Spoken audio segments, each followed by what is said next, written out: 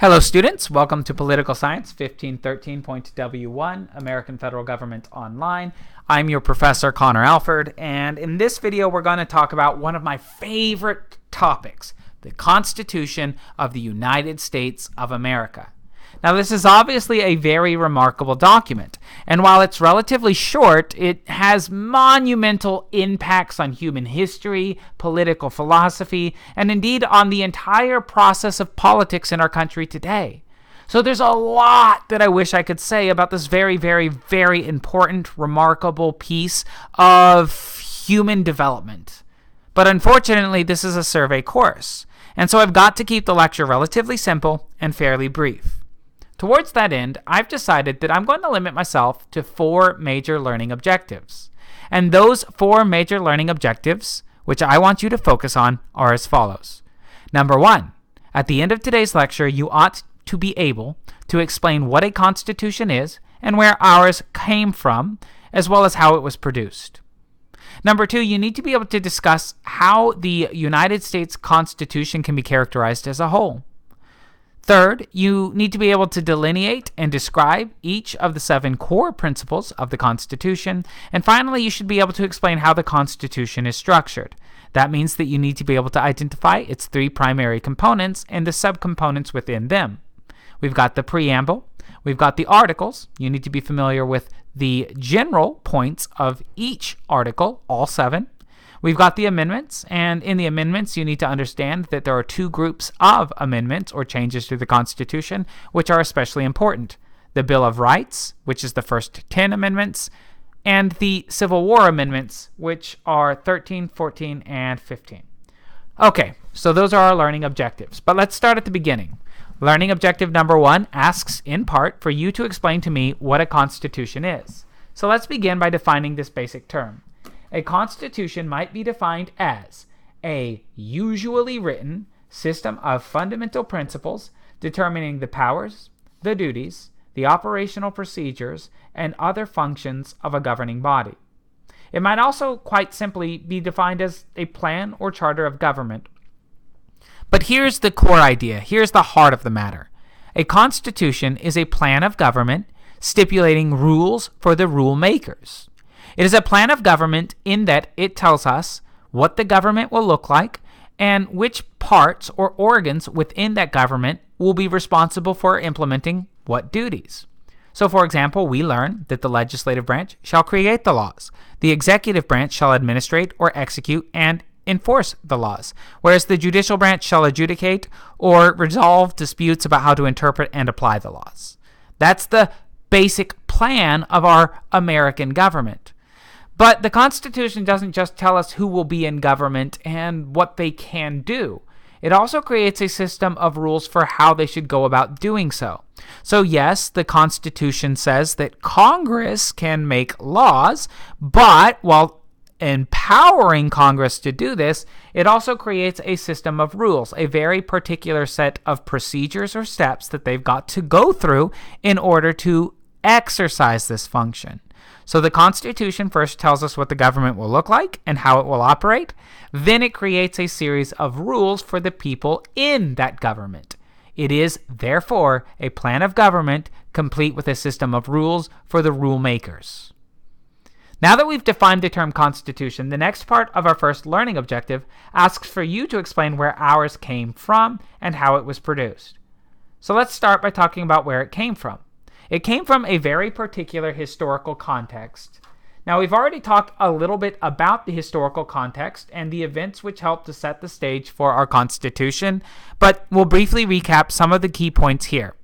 First, I want you to understand that the key principles, values, and concepts that appear in the Constitution were all ideas that had begun to circulate in the American mentality before we ever declared our independence. We began to develop our core beliefs and values as Americans during the colonial and pre-colonial experiences of British settlers on the North American continent. Starting at Jamestown in 1607, we began to develop an affinity for our own independence, and we decided to exercise this independence by creating representative assemblies. So we also began to develop an affinity for representative democratic problem solving and government. Fast forward a few years, we're going to go to the Plymouth colony, and here we start to learn that the only legitimate basis for government authority is the consent of the governed. We learned that through the signing of a particular social contract called the Mayflower Compact, and this is really important for a variety of reasons. The Mayflower Compact not only shows us that the social contract is a valid model of government, that the consent of the governed is a functioning basis upon which to build and institute a government, but it also serves as a prototype for future documents, like the Articles of Confederation. Before we get to the Articles of Confederation, however, I also want to note that over the next 100 or so years, the colonies continue to expand until we get to 1732 with the founding of Georgia. And during this time, we continue to learn and develop some key values, concepts, and ideas which will again appear in our Constitution. So, for example, we get the Massachusetts Body of Liberties, which helps us to begin to develop this idea that government ought to be limited in its scope, in its rightful goals and purposes, in the means or powers that it can utilize to pursue those, in the size of its employee body, and in that it will be restricted by rules that the people get to make through the enumeration of individual liberties. If I tell you that you have a freedom of speech, I am placing a limit on government activity by telling that government that it cannot censor your speech. If I say that you have a freedom of religion, I am limiting government by telling that government that it is not allowed to force you to practice a particular belief system or to prohibit you from exercising your particular belief system. So during the colonial era, we develop a belief in representative government, in local sovereignty, in our independence, in the social contract, and in limited governance. But our first charter of government is not going to be the Constitution of the United States, but the Articles of Confederation. And here what we're going to find is that we go from one extreme to the next. Because under the British Empire, we were a unitary state where virtually all of the lawmaking authority was vested in a centralized national government that had authority over all British subjects, regardless of where in the empire they happened to live. That didn't work out very well for us because that government wasn't particularly responsive to the wants and needs of the people, much less the local expectations of particular populations within the people. So we fled from this unitary extreme to the opposite end of a spectrum by drafting a new constitution, the Articles of Confederation, which took basically all lawmaking authority away from the central government and divested it to the states. So under the Articles of Confederation, the federal government was very, very, very, very, very, very weak, and the state governments were very strong. That worked all right. We won the Revolutionary War, and do keep in mind from prior lecture that that was the purpose for which the Articles were written. The Articles were meant to give us a charter of government that could help the states cooperate for long enough to win our independence from the empire. We did that. So the Articles of Confederation, in this sense, are actually very successful. But because they created a particularly weak federal government, they were not especially well suited to governing our country in peacetime. The federal government was essentially powerless to stop Shays' Rebellion when a bunch of indebted farmers seized a courthouse to keep it from foreclosing on their loans. This frightened wealthy people like the bankers who wanted something to be done, and in order to alleviate their concerns, we get the Constitutional Convention of 1787. And here we begin to talk about that final component of the first learning objective. How was our Constitution produced? We know that it was produced within a broader social, political, and historical context, but what particular procedures took place at the Constitutional Convention? Well, to answer this question, the first thing I want you to understand is that our Constitution is, at the end of the day, a negotiated document. There were 55 delegates representing a wide array of diverse interests who attended the Constitutional Convention, and while they agreed on some very, very broad, general, vague principles, they couldn't really settle disputes on a whole host of particulars. The devil was in the detail. So they had to negotiate. If any one delegate had insisted on getting everything 100% his way, nothing would ever have gotten done. So at the end of the day, none of the 55 delegates who attended the Constitutional Convention walked away 100% happy because everybody had to give a little to get a little. So our Constitution should be characterized on the whole as a negotiated document in that it was a product of controversy and compromise. What do I mean by this idea that the Constitution was produced through a process of controversy and compromise? Well, I mean that there would be a controversy or a disagreement, and that in order to resolve this controversy or disagreement, the respective parties or factions involved would have to compromise. Now, we've already talked about what particular compromises, controversies, and proposals were put forward during the Constitutional Convention in our prior lecture, but as an example, think of the Great Compromise. The big states wanted equal representation for the people, and the little states wanted equal representation for the states. Instead of giving one side everything it wanted and completely ignoring the desires of the other, we met in the middle and we did both. The Great Compromise created a bicameral legislature, giving equal representation to the states in the Senate and equal representation to the people within the states in the House of Representatives. So our Constitution is a negotiated document, a product of controversy and compromise. It is also a revolutionary document in at least two important ways. First, it is a revolutionary document in that it created a new government that had not existed before. The Constitutional Convention might have been called simply to amend the system of government that we operated under with the Articles, but that's not what happened. By the end of that convention, we had a whole new charter of government, and we were testing out a lot of ideas that had never been put into practice by the Europeans. So that's the second way in which our Constitution was a revolutionary document and continues to be revolutionary to this very day. It tested out new ideas.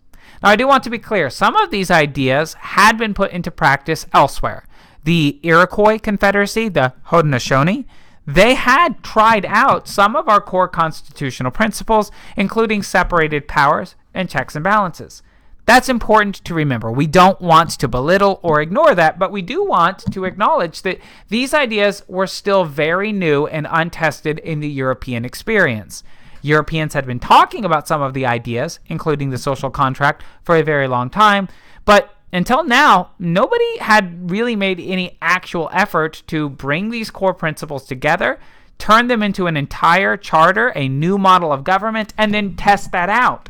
So the United States, under our Constitution, is a grand experiment. And in this way, our Constitution is revolutionary. But it is not a modern document. Now, please understand that when I say it's not modern, I'm not criticizing it, and I don't mean this in any pejorative way.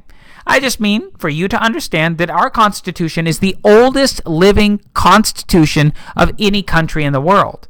And a part of why that might be is that it is so very well written.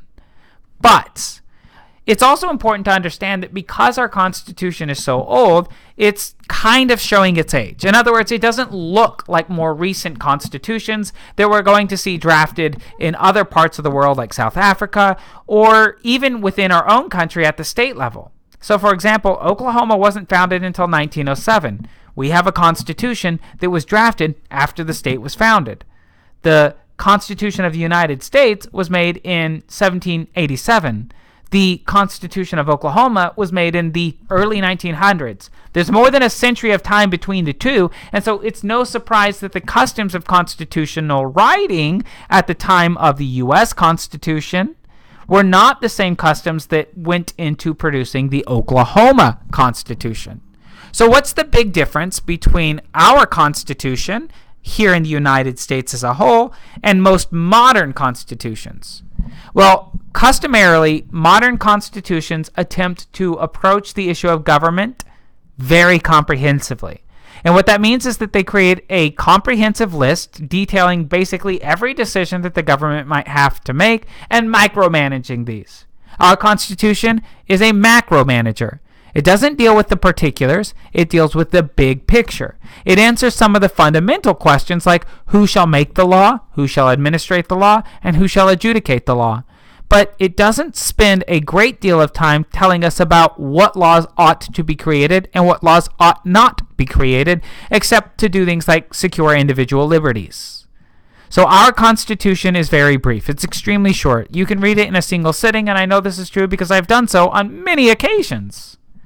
But most modern constitutions are a great deal longer because they try to cover every single tiny detail. And that leads into the next way in which our Constitution is distinct from most other more recent constitutions. It's not detailed. Our Constitution gives you big pictures and general principles. It says, for example, that we have a freedom of speech. But unlike most modern constitutions, it doesn't try to break that down into every imaginable circumstance, and it doesn't spend a lot of time on the minutia. Yeah, we've got a freedom of speech, but does that apply to symbolic expression? Does my freedom of speech protect my ability to wear an anti-war armband? Well, the Constitution never explicitly addresses that issue.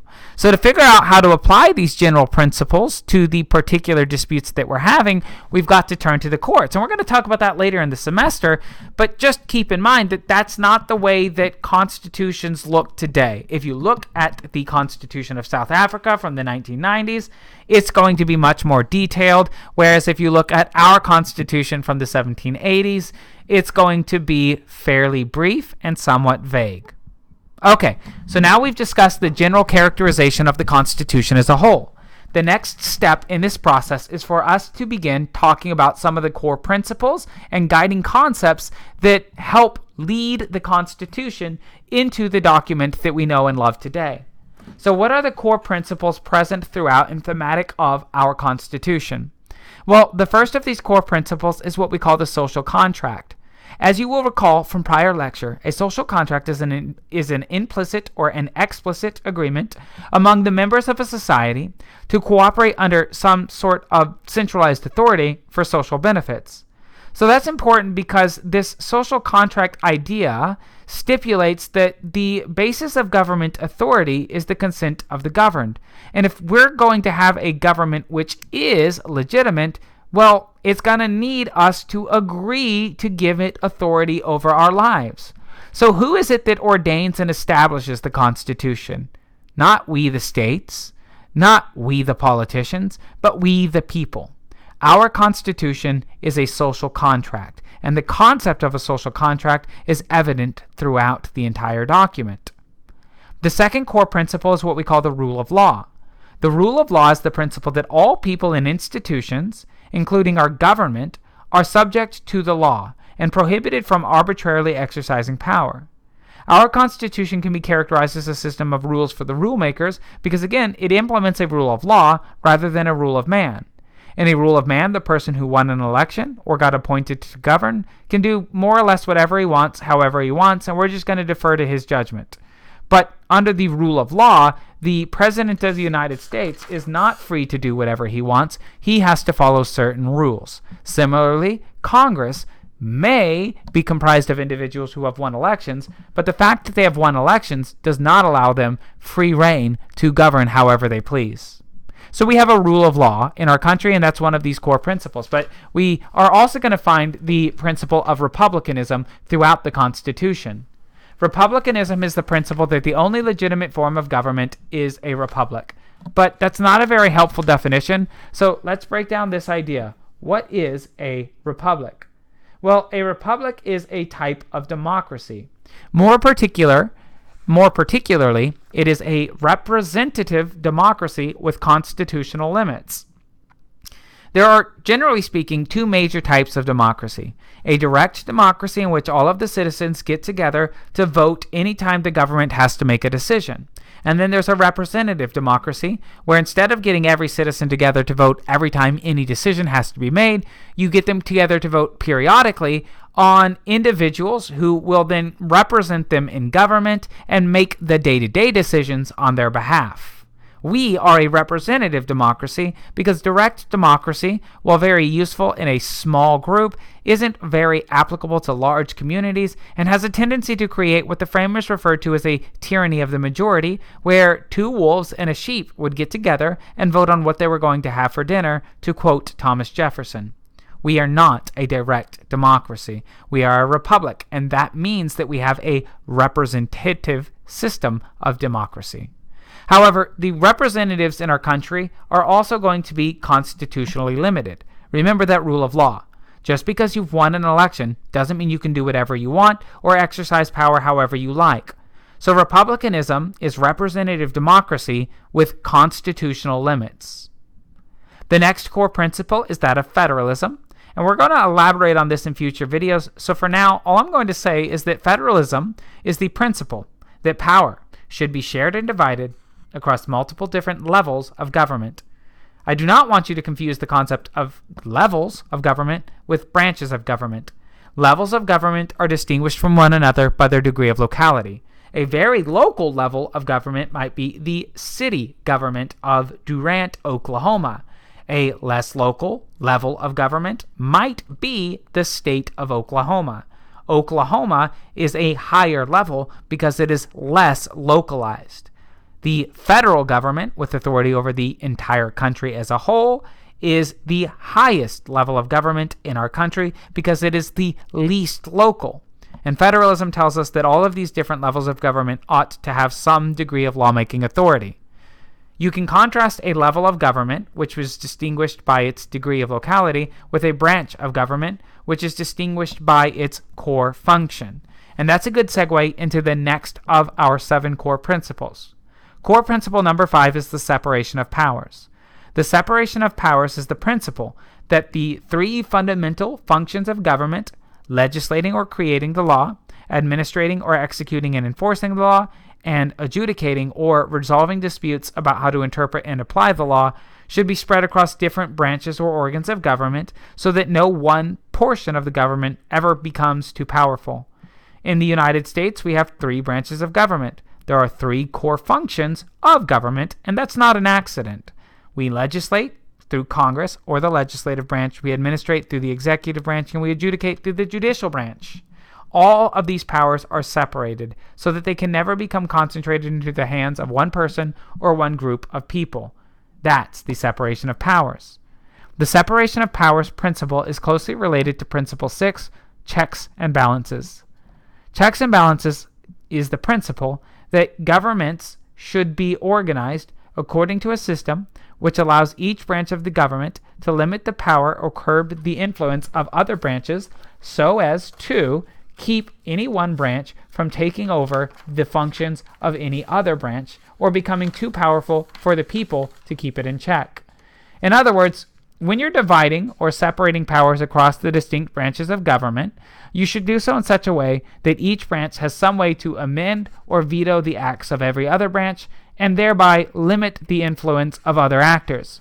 A really good example of this is the congressional power of advice and consent.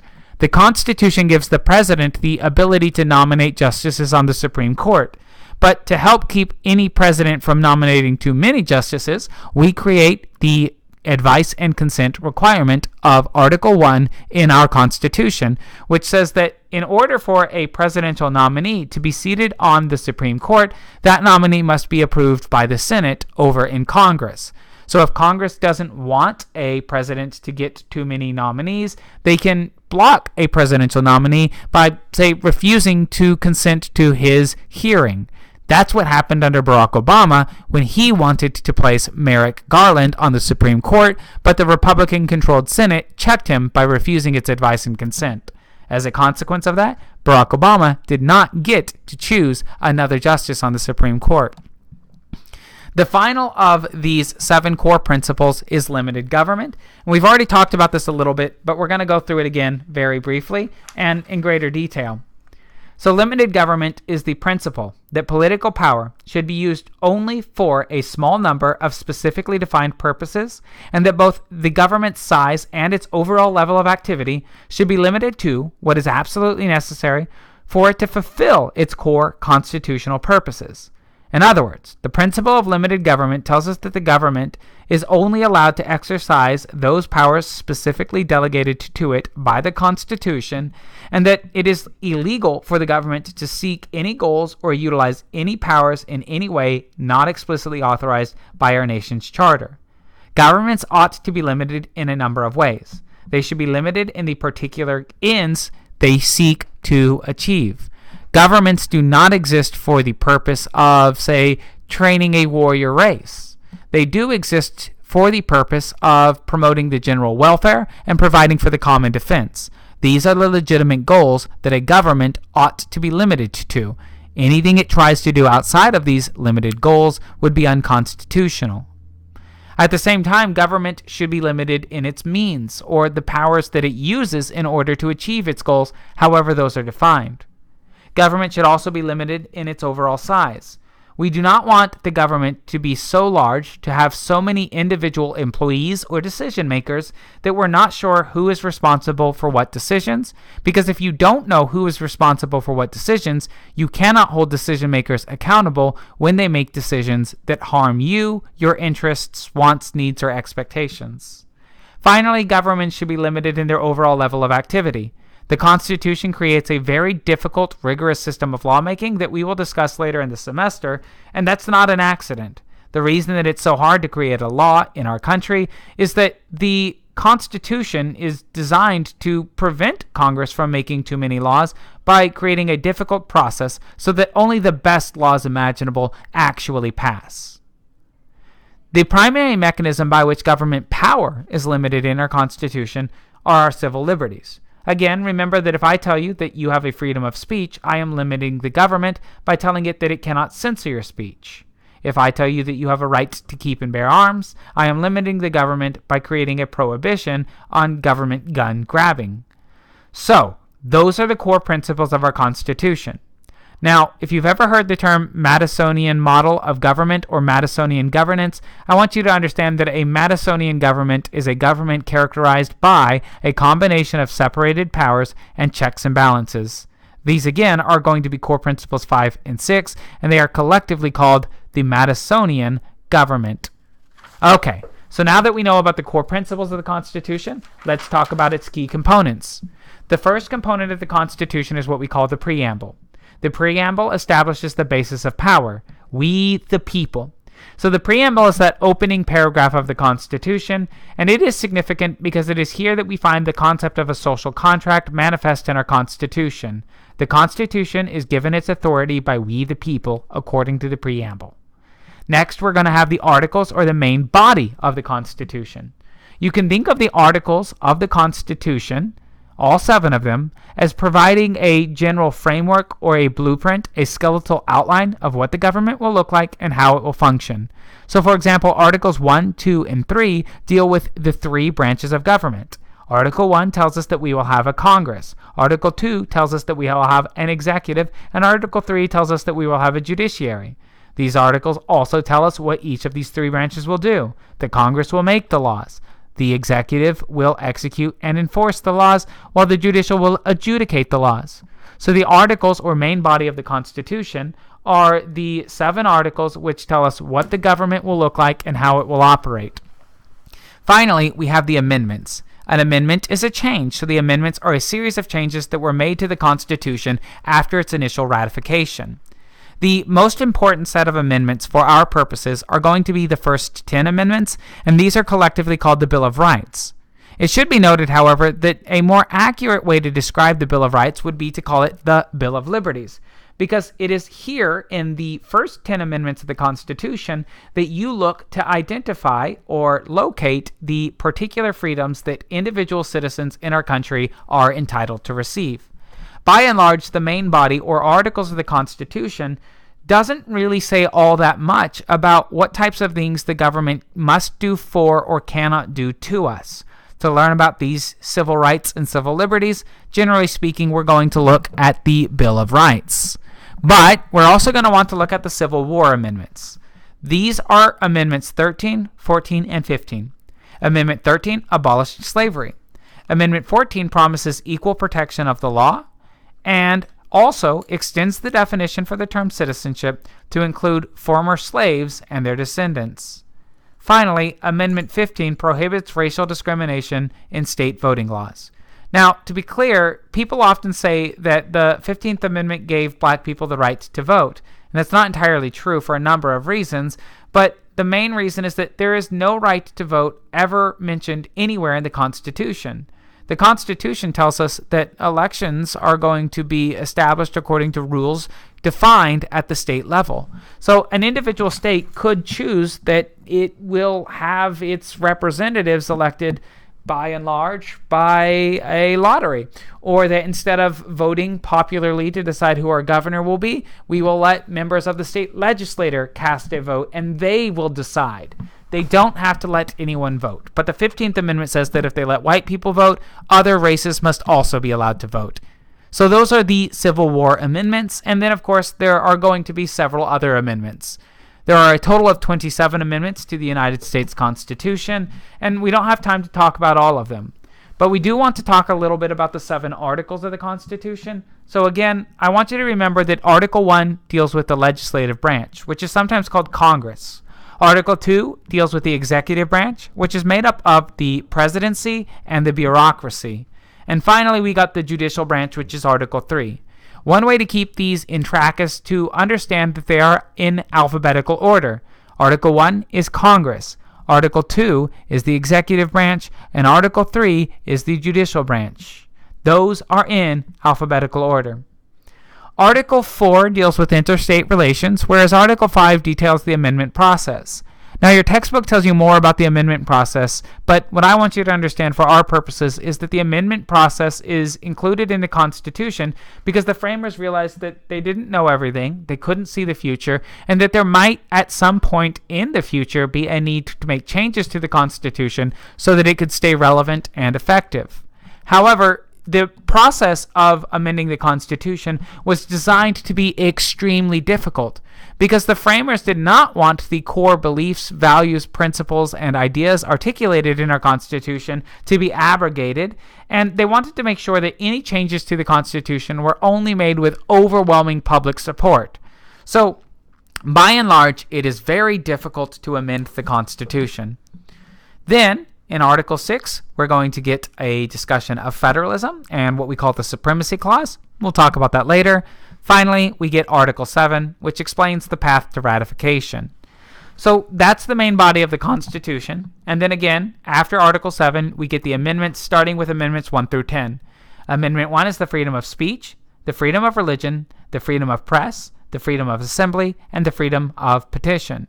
Amendment 2 is the right or the freedom to keep and bear arms. Amendment number 3 prohibits the quartering of soldiers in our houses against our will. Amendment number 4 protects us from warrantless searches and seizures. Amendment number 5 is going to deal with the rights of the accused. People accused of crimes have a right to remain silent, a right to be free from self-incrimination, according to Amendment 5. Amendment 6 is going to give us a right to a trial by jury. We shall not be deprived of life or liberty without being given a jury of our peers, a trial. Amendment number 7 specifies that that trial will include a jury of our peers in civil cases. Amendment number 8 protects us from cruel and unusual punishment. Amendment number 9 tells us that if the framers have forgotten to list a freedom in these first 10 amendments, that should not be interpreted to mean that we do not have this freedom. And then finally, the 10th Amendment tells us that any power which is not explicitly given to the federal government by the Constitution, nor prohibited to the states, belongs to the states. So that's the Constitution in a nutshell. Next, we get the Civil War amendments. And again, that's 13, 14, and 15. We've already broken these down, but by and large, 14th is probably the most important of the 3 Civil War amendments because this is going to include the Equal Protection Doctrine. And the Equal Protection Doctrine is going to be an interpretation of the Equal Protection Clause in the 14th Amendment by the courts through a series of Supreme Court cases in the early 1900s. Through their interpretation of the Equal Protection Clause, the Supreme Court of the United States is going to establish the foundation for all civil rights to which the people in the United States of America are legally entitled today. To understand what I mean by that, I want you to understand that civil rights and civil liberties aren't the same thing. We're going to talk about this in greater depth later in the semester, but by and large, here's what I want you to understand for the moment. A civil liberty is a freedom that the government cannot take away, like your freedom of speech. A civil right is an entitlement. It is a good or service that you are entitled to receive and which the government must provide.